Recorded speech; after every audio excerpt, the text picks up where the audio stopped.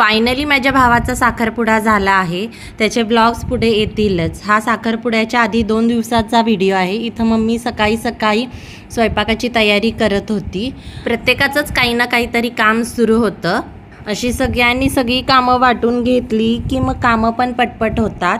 माझ्याकडं तर सगळं पॅकिंगचंच काम होतं. मुलांचं इथं खेळ सुरू होता नुसता. काकींची पण इथं कामं सुरू होती रोजची. त्याच्यानंतर संध्याकाळी मलाच बसवलेलं आंब्याचा रस करायला. तसं मला स्वयंपाकात फार इंटरेस्ट नाही, पण अशी छोटी मोठी वरची कामं मी करतच असते. त्याच्यानंतर इथं आमच्या संध्याकाळी नवरदेवाची एंट्री झाली.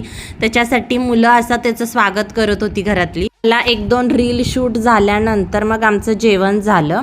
त्याच्यानंतर आम्ही असं रस्त्यावर फिरायला आलतो बाहेरचं. नंतर मध्यरात्री नाही, रात्री 12:30-1 वाजलेले होते. त्यावेळेला आमच्या नवरदेवाने आम्हाला सगळ्यांना आईस्क्रीमची पार्टी दिली.